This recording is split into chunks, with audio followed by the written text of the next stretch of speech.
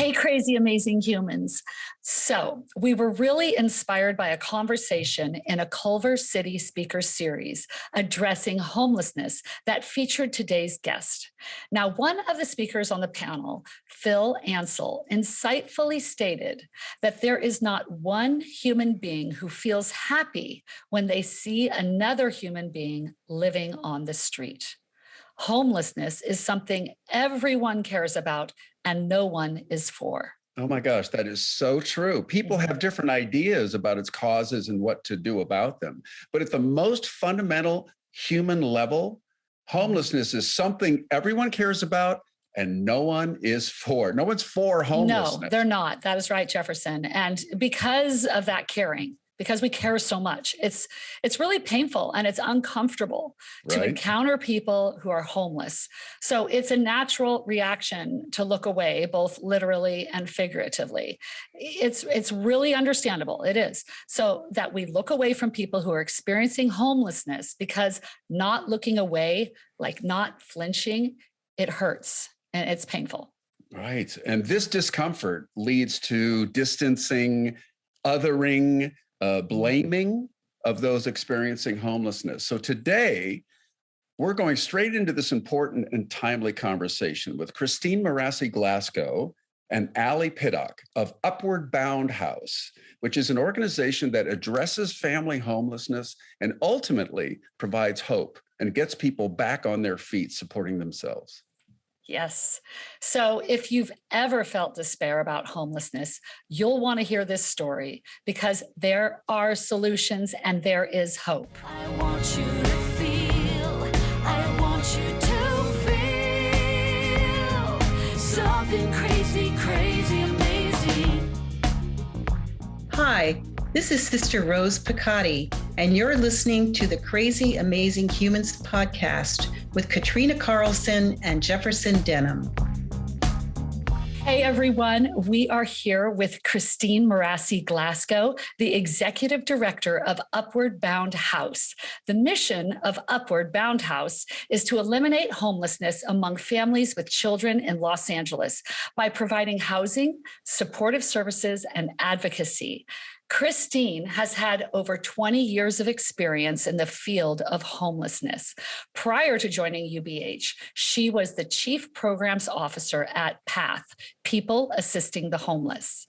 In the past, Christine has also served as CEO of Beyond Shelter, a leading provider of housing and services for homeless families. And currently, Christine is the co-chair of the West Side Coalition. Oh, yeah. An alliance of 45 organizations, public agencies, and faith communities committed to working collaboratively on issues of housing, hunger, and health through service coordination, public education, and advocacy on the west side of Los Angeles County. Christine, welcome to the Crazy Amazing Humans podcast. I am delighted to be here. Thank you so very much. We are so happy to have you with us today, Christine. It is just amazing to see the work you all are doing here. And we all know that homelessness is widespread across our country and indeed the world. So it's just something that everyone cares about. We want to thank you so much for the work you're doing at Upward Bound House. Thank you. So, how about just starting us off by just giving us some idea of what the situation is like for family homelessness in 2022, the facts, statistics, and such, that things people should know. So the state of homelessness, family homelessness in 2022, honestly, we don't know what it looks like, simply because the last official count. So every year we do what we call a homeless count of all homeless people in Los Angeles County. The last homeless count was done in 2020, in January of 2020, just before we hit the thick of everything with COVID. And then in 2021, it was postponed because we just felt it wasn't safe to be able to do it at that point. We have to always do it in January because the feds set up that calendar for us, and we're able to get a waiver, so we did do it. But we're getting ready to do it in about 2.5 weeks now. We're going to be doing it in February. Oh. But having said that, back in 2020, when we did that official count, we had over 12,000 of homeless family members in Los Angeles County. And that represented a 46% increased from 2019. So in 1 year, we saw over 40%, like a spike in family homelessness. So we are really bracing for what 2022 is going to show because, one, we know what COVID has done to our communities, especially the poor communities, which is where most homelessness really comes from. So we are anticipating the number is going to be quite high. And the homeless count is generally accepted to actually be an undercount because family homelessness is not visible. And so the homeless count is literally going out in the streets and counting homeless people. That's a big component of it. Then there's a research component to it. But the what we call the point in time count is the street count where everybody's out in the street and counting. I've also heard that with mothers, if they're known to be homeless, their children could be taken away from them. So they often hide, don't want people to know that they're homeless. Oh, absolutely. Yeah. Homeless families and to some degree youth, but definitely homeless families are kind of the homeless people in plain sight is because they, by design, intentionally hide in the community so that we don't know that they're homeless. And for the simple reason that you just mentioned is because child welfare services basically takes away children when they're literally living on the streets because they consider that to be neglect. And it's true that, no child should be living in a tent in a street, like we all agree on that. Yes. What happens next becomes, the controversy, right? Should they be separated from their children just because essentially we are poor? When it comes down to it, most families, and I would say close to 80% of families are homeless because of an economic reason. I want to unpack that a little more with you, but I know Katrina and I were watching a panel you were part of, and you said something like, in a short span of time, rents in Los Angeles had gone up 26% and income went 3% up. And so there's this huge disparity. And so there are working families. Am I right about this? Working families, because I think there's a lot of misconceptions. I am getting to a question, I promise. There are a lot of misconceptions about homeless families, like they're lazy, they would rather sleep on the streets, blah, blah. So what are some common misconceptions about family homelessness that we should know? That's actually a really good question because I think it goes to the heart of solving homelessness, because, when you know the nature of a problem, then you can address it more holistically. And so there are many misconceptions, and you actually mentioned a couple of them. One is homeless people are lazy. They don't want to work. They'd rather get a government check, which is, really not much money. Nobody can live off of that than to work. That's a huge misconception. Another one is that they have drug and alcohol issues, and so cannot care for themselves and cannot be with their families because they've broken all those bridges. Another misconception around homelessness is that they have mental illness and are not getting treatment and refuse to get treatment. And so they are not going to be able to live, in a normal environment. All of those are really misconceptions, and there are many others, or just they choose to be homeless. Like there are people who say they'd rather live on the street. When you spend 4 hours in Skid Row and you will realize, or even on the beach in Santa Monica, and you'll realize that nobody really makes a choice to be homeless. It's your dignity is stripped to the core, if there's something we can even call that, when you're homeless, that who would want to subject themselves to that? You have to be in a mental place that is so difficult and tough that you are okay with being able to, be on the street where everybody's walking by. So those are real misconceptions. The truth of the matter is that a lot of homeless families, and even individuals, but mostly families, are homeless because of an economic reason. It's that disparity between what we are making and what we are spending on living. So when you spend more than 60% of your income on rent, and what we are seeing is more than that. Most homeless families, most poor families, actually, it's not even homeless. Mm-hmm. Most poor families spend like 70% of their income on housing. We haven't talked about food. We haven't talked about transportation. We haven't talked about, just Clothing, clothing, the basic and essentials, medicine. basic essentials. So they are really on the brink. They're on the brink.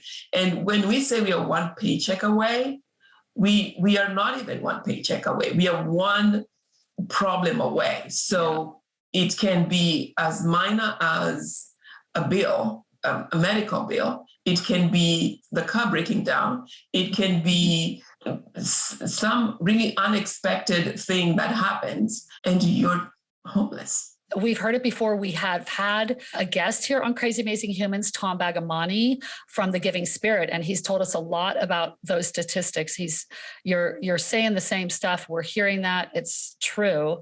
And there are so many misconceptions. It's across the board. And there are you all deal with family homelessness, and this is to be distinguished upon between that and, let's say, a street or chronic homelessness. What do you think about how much attention is received by family versus street? And can you explain the difference between the two? So there is a big difference between a homeless family and an individual. A homeless family consists of at least two people, an adult and a child under the age of 18. So you have to have legal custody of a child, so of a minor, and it doesn't matter the configuration, right? So it could be grandmother and grandchild. Grandma has custody of her grandchild and they have no place to stay. That is considered a homeless family. So it's intergenerational families. You basically just have to have an adult who has custody of a minor, and that constitutes a family. Makes sense. Whereas an individual, chronic homeless individual, is one person, me or you, experiencing homelessness and has a disability. And usually the disability can be mental, it could be physical health, mental health, behavioral health, any one of those. And they're qualified as chronic because they have been in the streets for at least 1 year. So they've been on the street for 1 year, or sometimes they have had episodes of homelessness within a 2-year period, like 4 instances of homelessness. Yes. So that's a big distinction. Katrina, thanks for that question, because I think a lot of us think of just the individual. And as you alluded to earlier, families are ashamed to be seen as homeless, and there are real consequences if they are seen as homeless. They could lose their children. When we talk about family homelessness, so specifically that segment of the homeless population, the unhoused population, we're really talking about our future. I mean, I believe you said in a panel a couple of years ago, Katrina and I were watching it, that something like 30% of these kids can end up in child welfare systems, and that was 2020, and that a high number of kids go from that to the criminal justice system. So we're talking about our future that affects everyone. Even if you're not homeless, that's going to affect everyone. So in your experience, what is the impact of homelessness on young children and, of course, their parents? It's tremendous. It really, and there's a huge body of research around this now that really shows that homelessness is extremely traumatic, especially for families. It really disintegrates the family. So for the children, it results in very slow developmental growth, because there really is so what they found out in doing studies is when they do scans of brains of children who are homeless and compare them to children who are not homeless, the formation of their brains really show that they are in a stress mode, like they're really stressed, and you can see that in the formation of their brain development. And so think about that. Just think about that even 10 years down the line, because we know that the first years of a child's life are the most critical, which is why, early childhood education is really a big thing that, most, societies are really trying to push, because that's where all the growth happens, right? In those first 5 years, that's when all the motor skills, the cognitive skills, all of those things are being developed at that time. So if you're growing in an environment where all of that is under attack, essentially, it's stunting your growth. And it's been shown that the brains of those young homeless children really compares to our veterans in a war zone. It actually has been labeled a post-traumatic stress disorder. that is resulting from homelessness for children. And unlike adults, it stays with them for decades. Wow. And studies show this. So I always say, like, it's beyond just what we see in front of us. We are paying the price of this in so many ways and in so many areas. Hence that statistic you mentioned. Yes, anywhere between 30 and 40% today of homeless families end up in the child welfare system if they become homeless for more than 90 days. So for more than 90 days, if they're just out there in the like the wilderness of homelessness, because they do catch up with you. Being in the park, it only takes so long before somebody notices that they're always in the park, it's always the same space, and it's always the same kids with mom. After a while, somebody's going to call Child Protective Services, because these are parks in neighborhoods where you and I hang out, our kids hang out in these places. At some point, you're like, that looks suspicious. So that 90-day period, if they're not in a shelter, if they're not in a place that is temporary, at least to give them that stability, they're going to end up in the child welfare system. Can I just ask a real quick follow-up? People might say, well, good. Get them off the streets, put them into child welfare services. Good. That's a solution. What happens to the mother in that case? What happens to the grandmother, whoever's the care provider? So now they're an individual homeless person as opposed to a homeless person with children. That's what happens. But people think that if they go into child welfare services, oh, good, the children will be taken care of and it'll be fixed. But that's not true. That is not true. And that is not the solution to ending family homelessness, right? The child welfare system was not set up so that, families who had no place to go, find their kids separated from them and taken and put in child welfare system. It was not designed for that at all. And as a result, it serves them poorly because it just wasn't built into how they work. Now, They do a better job, these days, but it's still horrendous. Okay, so what should we be doing to address family homelessness in general? What do you think we should be doing? Well, I think the first thing is to recognize that family homelessness actually exists. A lot of people I talk to are like, what are you talking about? Like, where are the families? I don't see the family homelessness anywhere. Like in my neighborhood, I don't see anybody who's, and so you have to tell them that actually you do have family homeless. If you go to the emergency room and, well, now there's COVID, but before COVID, a good number of people in that emergency room were not waiting for, help in the emergency room. There are homeless families sitting in the emergency, especially at night, in the evening. It's a safer place to be than to be in the street. They're riding the bus. They ride the buses all night long. They are in the laundromat all day long. So they're in front of you, but you don't kind of see them. So it's just recognizing that family homelessness is actually a big issue. And just because it's not visible doesn't mean it's not there. So that's kind of the first thing, is just getting people to recognize that. And then the second thing is really understanding that the cost of us not addressing homelessness is actually costing us more. So the cost today of one child in the foster care system for a year is over $100,000.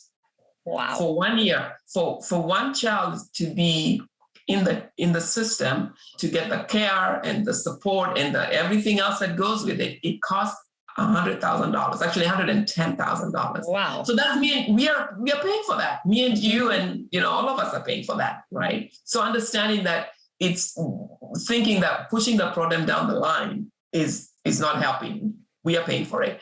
And by extension, we know that about 50% of the folks that we see in the criminal justice system were once in the foster care system. And that is like $95,000 a year for us to have an inmate. I'm sorry, what was that percentage again? Could you give that to us? It was about 50%. Wow. Really? 50% were in the foster care system. Wow. Previously. They have been touched by the foster care system. Exactly. Somewhere along their childhood, there's been an exposure with the child care welfare system. So that's huge. When we understand that, then we are more open to solutions, right? So, one of the very basic solutions is we need housing that's affordable for families, for people in general. But housing has got to be affordable. And what that means is that because we are not going to be raising, the wages as fast as the housing costs are rising, is we need housing, a different set of housing that the people we are trying to prevent from homelessness can live in. If you look around Los Angeles, most of the housing that's going up we'll just call it like luxury housing, because when you look at now, the definition varies from one person to another, but I can tell you that when a one bedroom costs you $2,000, that is not like standard housing. No. Yeah, that's luxury. So we need to build more accessible housing for homeless families, for people. That's just the only way out. They have got to be able to afford it. Just quickly on that point, Katrina and I had seen some statistics where if you provide housing first, I think this is called housing first model, right? Mm-hmm, mm-hmm. If you provide housing and all the services that go with it, it actually costs half of what the number typically is when you just let homelessness continue. Given your previous statements in panels and such, you're a big advocate of education, which is what you're giving us right now.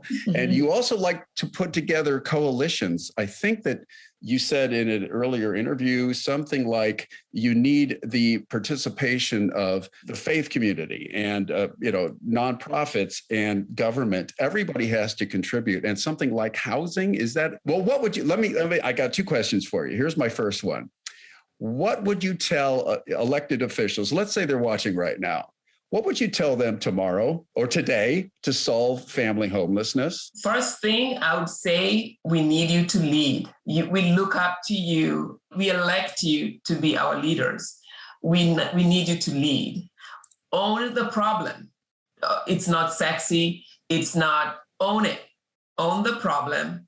And then bring us all around the table. I always say it takes a village, from a place where everybody feels like they have a stake in your welfare. So, the whole village will have a say in one way or another. And I really think that it's real when it comes to this situation, because we need the faith community. Because they're a big anchor in our lives in general, when you think about it, but also physically, if you go into any community, how many like my office here, around my office, like 5 churches around me, around our office. Those are community investments that we have invested in as a community. And now we need to figure out how we can bring them to the table to be a part of the community, not just in the way of faith and special activities that we do when we're in that building, but be good stewards of the community as a whole. So I would say once they own the problem, they need to lead, and then they need to, and leading means making unpopular decisions sometimes, not all the time, but sometimes. So it means that if you have to build housing in an area where people don't want it, you need to stand up for it and say, you know what, this is the right thing to do. These people, once upon a time, lived in this community. So in saying that, they should go 5 miles away because that's kind of where they may be able to afford housing today, it's like, no, once upon a time, they lived in these communities. So we have got to be open and standing up for that. We don't see that a lot in the political realm. That's one thing I would say. Be bold. Do not be afraid of the pushback you're going to get, because that's leadership.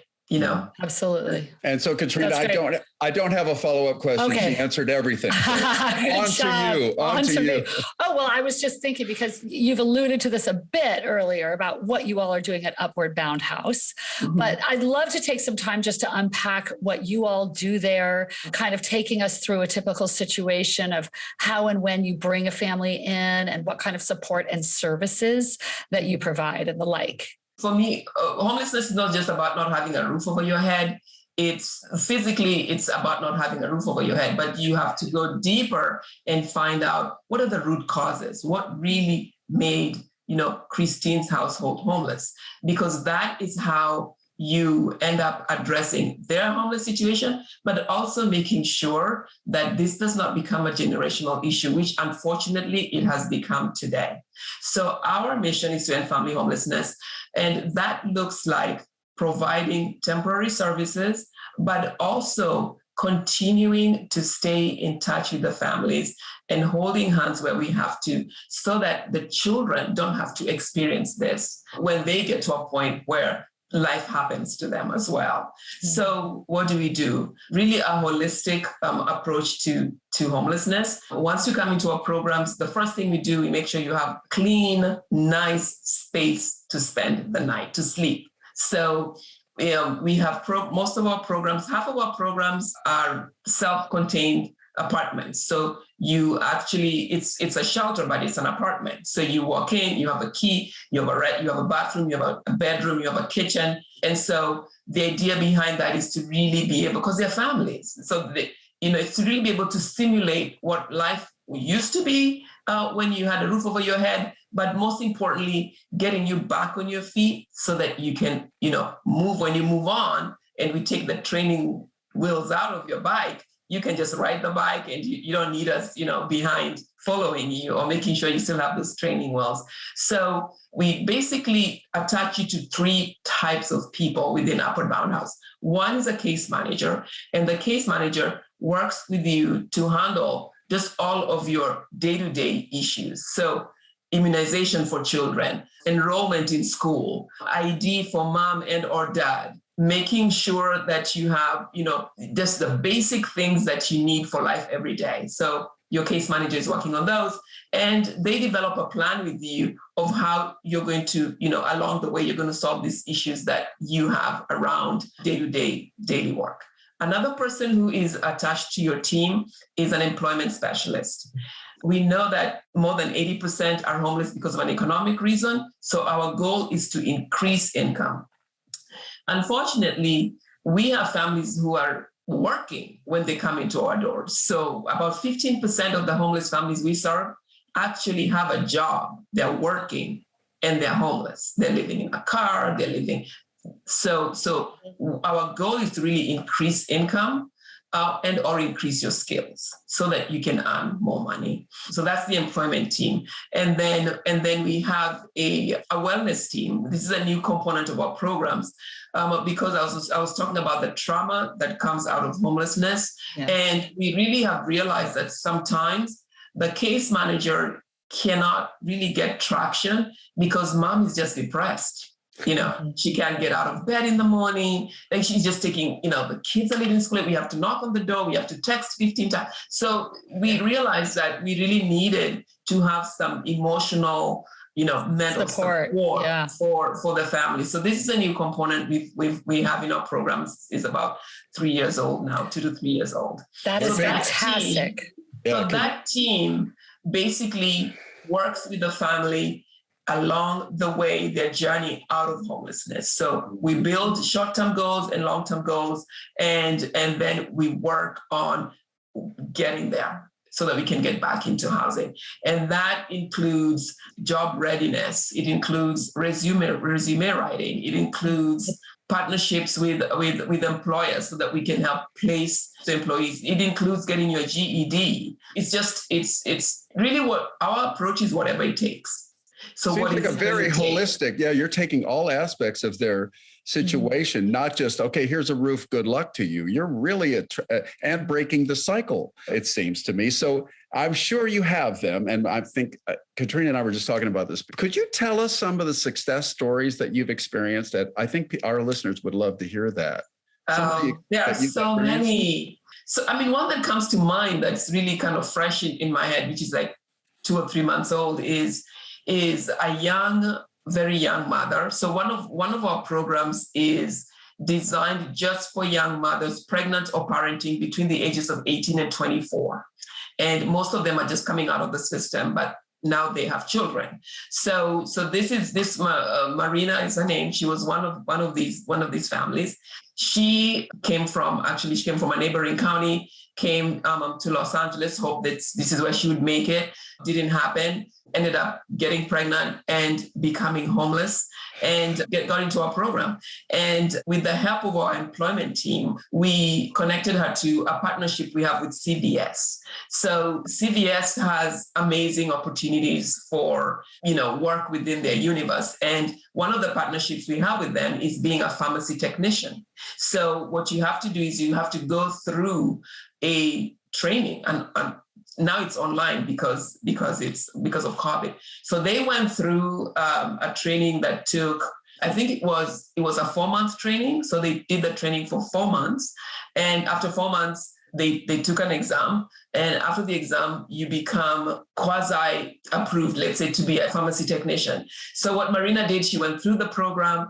She stuck with it. She finished it and graduated. And then after her graduation, she was able to be placed within CVS as an intern, if you will, but paid intern. So she got that. And now she is working within the system to be able to you have to get I think something like 2,000 hours, I don't remember, before you can take the state license exam. And after she takes that, she can be a pharmacy technician anywhere in the country. Wow. And that is so fantastic. We had 8 of them that went through that. We had 8 families that went and completed that. And CVS actually came when we did the graduation, because we made a big deal out of it. And when the CVS representative came to our graduation, he told us that all the ones that they've had so far, they've had 1 person graduate, and they're not even homeless. And so this was their first initiative with the homeless cohort. And we started off at 13, but we graduated 8. Well, it takes a village. It takes a village. I mean, not only a shout out to Upward Bound House, but also to CVS for doing that. I'm so happy to hear that larger corporation could do that. Those are some really amazing success stories, Christine. Thank you for those. And speaking of success stories, you have an event called Home Run for Kids. And so now we're going to bring in Ally Piddock to this conversation. And Ally is a community engagement and events manager at Upward Bound House. She plans and executes UBH's largest annual fundraiser, Home Run for Kids. That's what it's called, right? Home Run for Kids. So can you tell us a little more about this event, Ally? Yeah, so we've thrown it every year. This is actually going to be the 10th year in a row that we're throwing it. So that's kind of a big deal. Yeah. It's usually in Brentwood along San Vicente, and it is a 5K and also a Kitty K, which is 1 kilometer for the small children to participate in, with a whole little expo area that features our sponsors and more information about UBH. And yeah, it's just for a great cause. You get out, you have a wonderful morning with your family and friends, get some exercise in, and donate to our cause. It's excellent. I've actually participated in that, and it usually goes right in front of a church that we attend as well. So it's wonderful. I'm a little bummed that there's exercise involved, but no, I'm not at all. I think that sounds wonderful. And Ally, I think we read somewhere that you've been really successful with this just over the last couple of years. What was the amount of money that you've been able to raise? With Home Run for Kids, we've been able to raise over $150,000 in the last 2 years. And this year we're aiming for $100,000 just with this one event. So very cool. Excellent. Now, we have a lot of crazy, amazing humans part of our community that like to get involved. And so they're not averse to running like I am. So, or anything. Jefferson, you run every morning. So anyway, Ally, so let's say some of our listeners are completely inspired by this conversation. I know I am. And they'd like to find out more about Upward Bound House and maybe even participate with you in your efforts and also with events. How could they do that? You can go to our website, www.upwardboundhouse.org. I believe by the time that this airs, we'll have the new website completely live. And on the home page, there should be a banner that advertises Home Run for Kids, and that will take you to our registration website. And all the information can be found there. We also have a volunteer section. So if you're interested in volunteering in any way, financial donations or just hands-on volunteering, you can submit your application through our website there.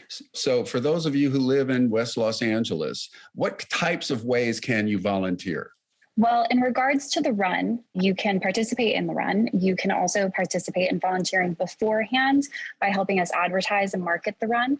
You can volunteer the day before the run for packet pickup, which we hold so that all of our registrants can pick up their racing bibs and all the information. And you can volunteer day of and help us with anything. You can help with the water tent and distribute water to runners, or help set up with the expo. There's a bunch of different ways to get involved. Currently, because of the pandemic, we don't have as many volunteer opportunities outside of events, but we are taking volunteers for our urban farm. Oh, yes. Excellent. Actually, I have a daughter who's very interested in your urban farm, and she apparently called you and emailed you yesterday there at Upward Bound House. So wonderful. Yeah, she is very interested in that. But I was actually interested in when you're mentioning how much you're fundraising and, aiming for this $100,000 a year, how much would it cost yearly for you? I know you have two different locations, right? One in Culver City and one in Santa Monica, right? With all the housing. Is that correct? We actually have more than that. So you on do? the west side, yeah. So on the west side, we have Santa Monica and Culver City. Then in South Los Angeles, we have 6 other properties where we provide housing for homeless families. I am so blown away. And so what is your annual budget to maintain all of this? We are about $7 million annually. Wow. So we're not super big, but yeah. It's pretty big for me. Small but mighty. Small but mighty. And how many families do you think you serve on an annual basis? So we're just crunching the numbers for 2021, but in 2020 we served 511 families. 511. And those are families. So when you include the children, children were about, I want to say about 1,200 children. So it's a lot of people. Okay, another question is how do you determine who you're going to take in? It has to be really sort of painful to have to turn people away. I'm wondering what that's like, how you guys do that, how you determine who you're taking in and who you're not. So it really is kind of on a first come, first served basis, but the space dictates what we can do. So on the west side where we have, apartments, we can take a family of up to 5 people because it's a 1-bedroom, and we can configure the living room, the dining area to be able to have space for anywhere between, if there's an infant in the family, so like 5. In Culver City, we have studios, so they're not as big. And there we can usually maximum do 3. So if a family comes along and there's 5 members in the family and we have no space in Santa Monica, we really can't house them as a family unit. Now, we are huge proponents of keeping families together when they become homeless. Unlike many providers will sometimes tend to, split the families. You can really no longer do that by law. You're not allowed to do that, but it still happens. Just because, when you're desperate, right? Yeah, when you're in need, you're going to take what you can get, right? You take what you get, right? Mm-hmm. So if we get a family of 5 and we can't accommodate, we have to work with other partners and see how we can facilitate that family staying together and having a place where they can all be. If we happen to have 2 open units at the same time, we have taken big families and just given them 2 units. So that is awesome. So that we're not splitting them up.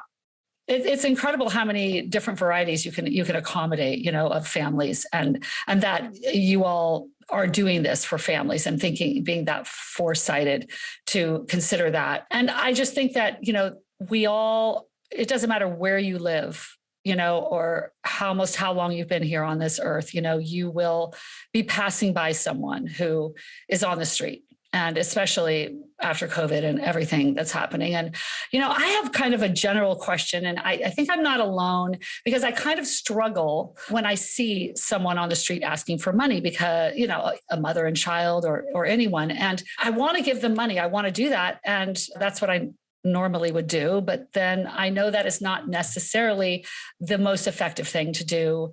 And even if I do make it a point, and people do make it a point, they donate to organizations such as yourselves, as Upward Bound House, that help those who are unhoused. But I'm still confused and torn when I come face to face with someone in need on the street. What do you think we should do in this case? What do you all recommend? That's an excellent question. And it's very common. I think the first thing is just acknowledge them. Homeless people, we've surveyed homeless people over the years, And one thing they all say is people don't make eye contact. They feel so invisible when even though they're like right on the freeway ramp, right? Like right there. So making eye contact and saying hello, just that is big. You don't think about it. But because remember, when you're going through this process, there's a lot of, I don't want to say guilt, but there's just a lot of emotional turmoil happening, right? Mm-hmm, yes. And just think about when sometimes you're distressed and somebody approaches you, a family member, a friend, and just talks to you in a very soothing, encouraging way. Like it just opens up your heart, right? Like you just feel good. Right. We want to be seen as humans. Yeah, we want to be seen. And it has to be so lonely, Yeah, and it is because, and families express this a lot. The community is very judgmental about parents who have their kids are homeless because they why are you putting your kids through this? They hear this a lot. Like, do it for the sake of your kids, because they're making these presumptions that, you're in drugs or you've done something that has resulted in you and your children being out on the street. So there's that fault. So I think just say hello, make eye contact and say hello. And then if you have a bottle of water, give a bottle of water. Sometimes somebody will ask you for money. And I know people always go, well, if I give them money, I'm just going to use it. Or like, you know what?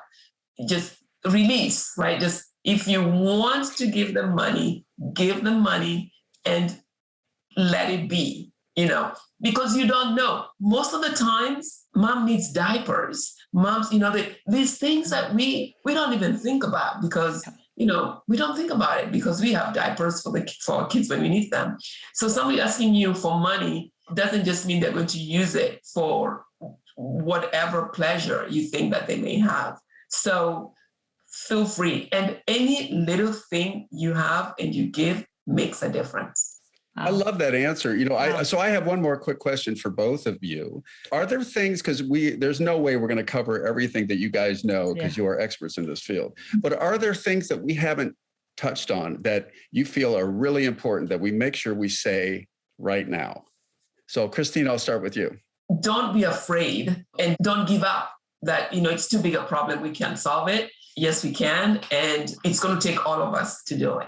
Those are beautiful words. Thank you for those. And Ally, do you have anything to add to that? One thing that I would like to point out, if you guys haven't already spoken about it, is that Upward Bound House is one of the few organizations in Los Angeles that will take in single fathers. And I think that that's also really incredible. Interesting. That's very incredible. Why don't they in other organizations? And do we know why? Well, for a long time, those preconceived ideas we talked about earlier, even providers have preconceived ideas.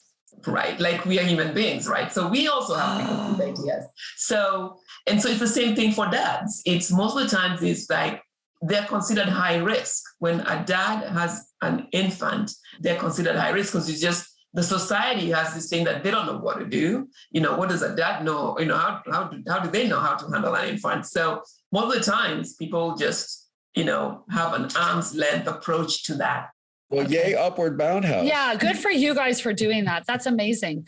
Wow. I think we've covered so much on this interview, and we just appreciate your expertise and your caring and what you're doing for so many across this city. Really. Thank you, Christine. Thank you, Ally, for what you're all doing. Thank you for being here on the Crazy Amazing Humans podcast.